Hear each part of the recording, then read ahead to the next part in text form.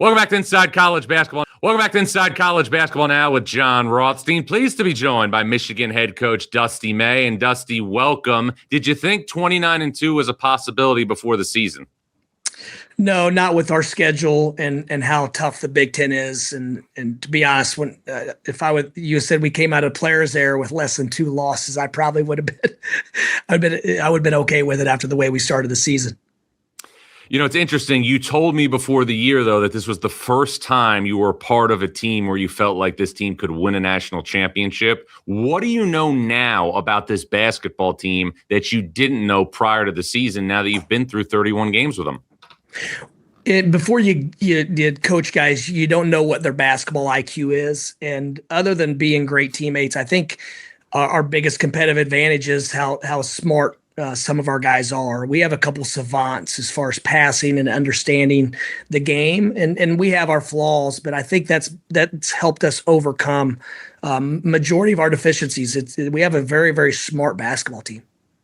What did you learn about this team after the loss against Duke a couple of weeks ago in Washington?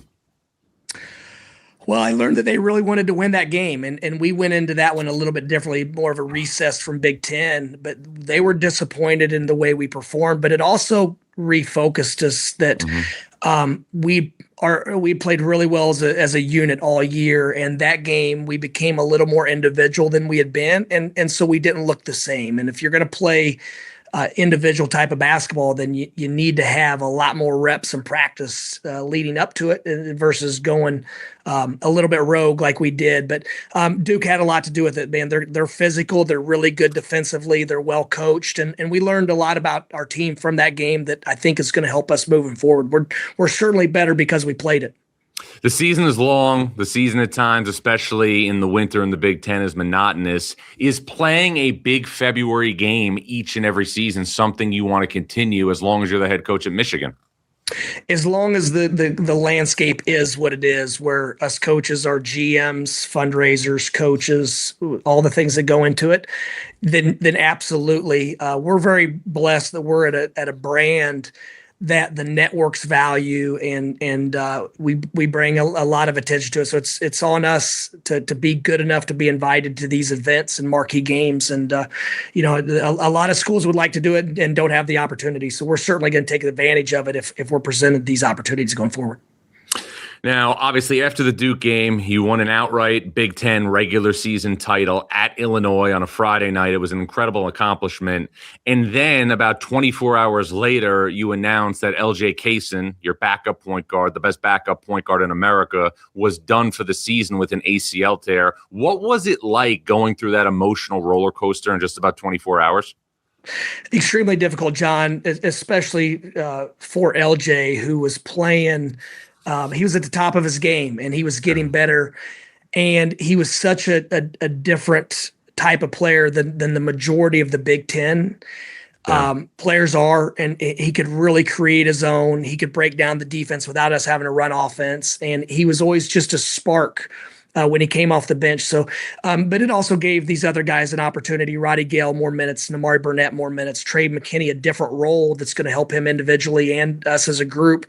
But John, to rewind back to the Duke question, it just popped in my head. If we didn't win the Big Ten and we faltered down the stretch, then my answer would probably be no. But since we were able to go 5-0, I think we're 5-0 after the Duke game, then I'd probably give it yeah, we'll do it again.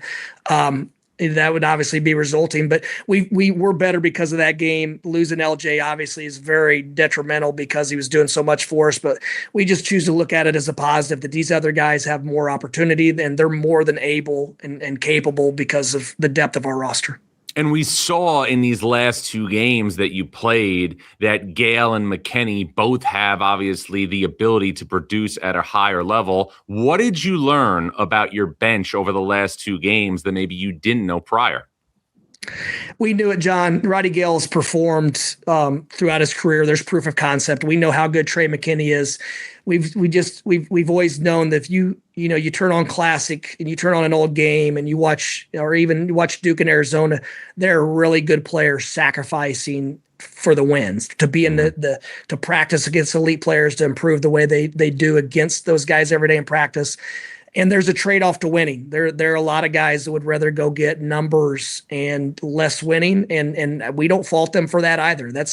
We're all wired differently, but we know that we have guys that are capable of doing more if the opportunity's there. It's just, the opportunity's not always there when your front line is Yaxel, Morez, and Adai, and we have the depth and bodies that we have.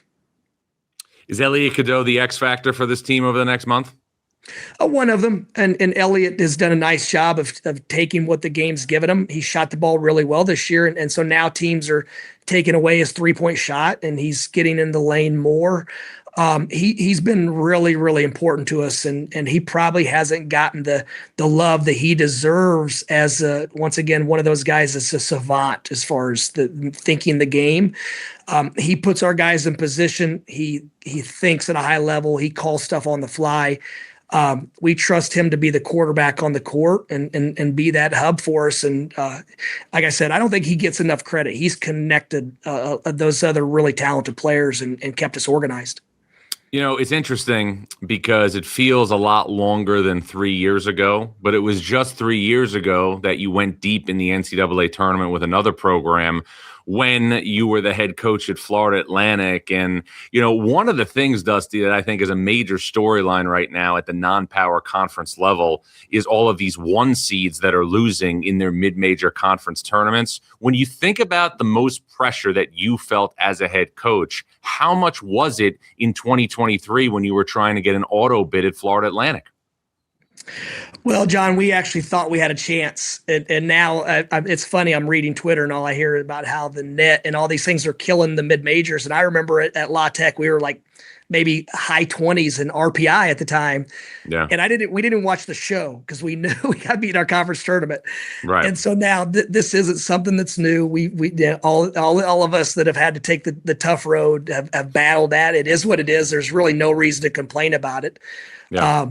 And so it's tough, especially when you factor in winning a conference championship over the course of 16 to 20 games usually determines the best team. Now, with the scheduling is the way it is, it doesn't always prove that way, especially with the leagues that play the top half, everyone plays twice, and the bottom half, everyone plays twice. And so then you might have a team that because of scheduling was able to win their conference championship, but when in a 1-game scenario and with the ability of these guys to get a hot hand on a given night or foul trouble, there's just so many variables and variants in our game that it is what it is. I mean, it's not going to change. And so that's why at that level, you got to have guys and you got to find different ways to win, much like we do now to win a Big Ten, because it's every night looks a little bit different.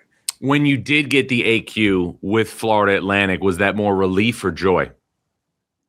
Relief, without a doubt. I mean, even the following year, I don't remember what seed we were, but I went to bed that night thinking like, man, the tables are turning. We went from being a lock to like teams are saying maybe we're not in. So, that was like one of the toughest moments was when we, the day when we met with our FAU guys, it was like, hey, I've been at the mid-major a long time, and I've been on the wrong end of a lot of these. And for those guys to get an at-large coming from that league at that time was pretty similar to the run we're on now, something extremely difficult to do what they did over the course of 4 or 5 months. And obviously, when you look back, there's a lot of sacrifice from those guys because that team is still sprinkled all over college basketball and doing extremely well.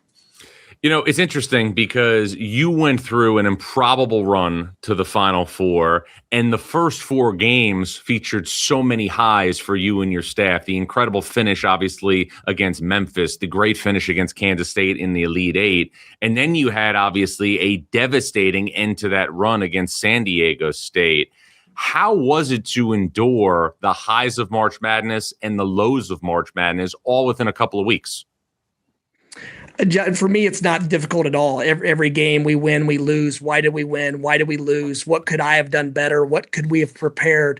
I just think, those situations you'll win so far in advance with the way you think, the way you're programmed. And so, the shot against San Diego State, the first thing I thought of was those other plays throughout the game that we didn't do a great job of managing. And it wasn't really that shot, that 19-footer pull-up rainbow that just looked like it was going in. And then the same thing The Memphis game, you're just in the fight. It goes to the wire. And then, fortunately, we were able to get by the Tennessees and Kansas State's elite basketball teams. But, John, we've always just tried to get to the next thing. Our temperature rarely goes up, rarely goes down. It's always about what's next. And then in this landscape, the day the final buzzer ends, you better be ready for what's next. Because as Jim Larinaga told me that year after the Final Four, I think he had 6 guys waiting on him at his office door the next morning. So the storm's coming for all of us.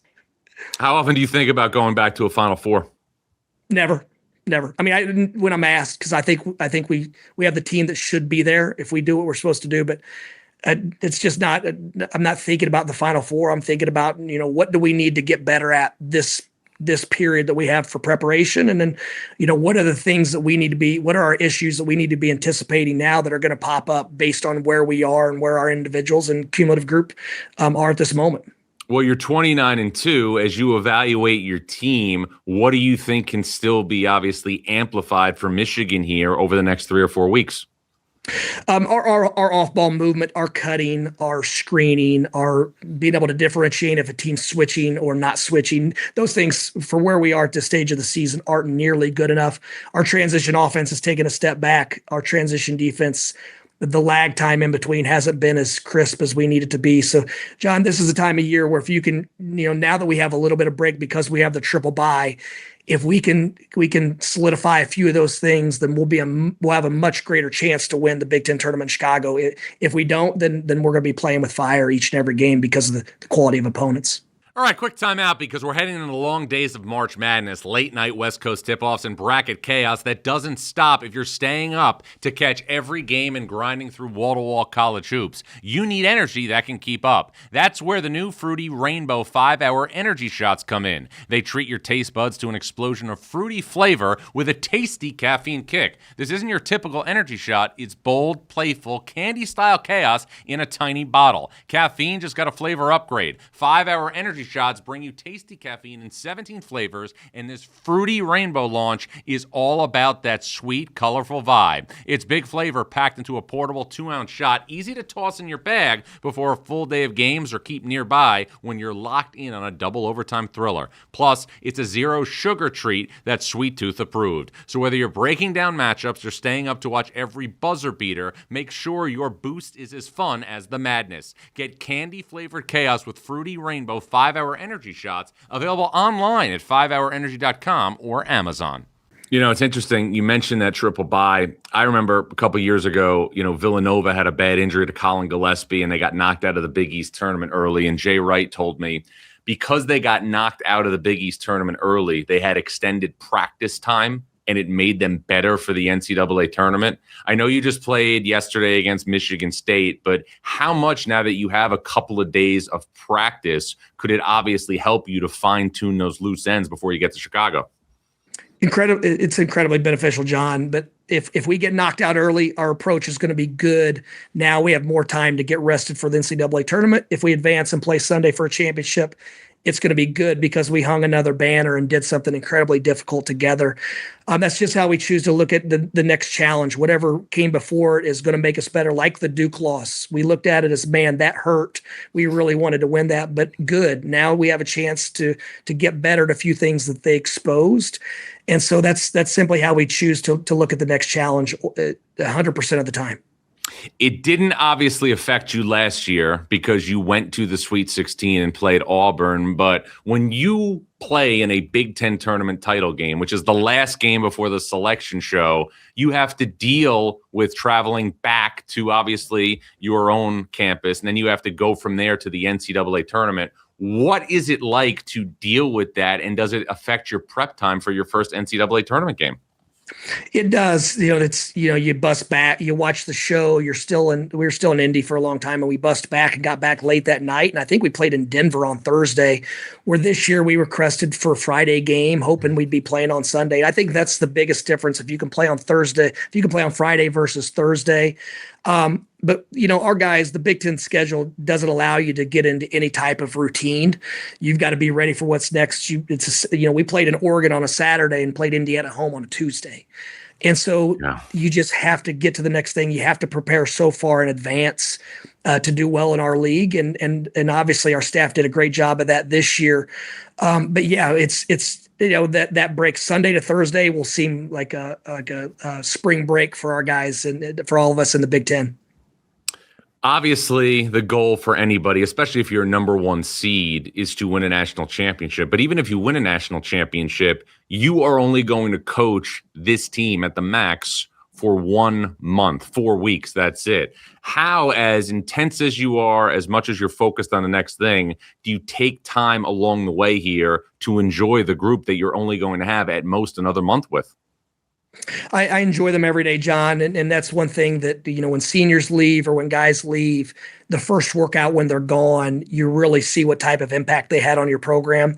Where if you don't notice they're gone, they weren't your kind of guy anyway. But if you miss them the first 5 minutes of that first workout, that's when a player's really left a mark on the staff and his teammates. And I know our first workout after this season, it's going to be tough. But right now, you just try to enjoy them every day. But it's more about enjoying how eager they are to learn and grow and get better.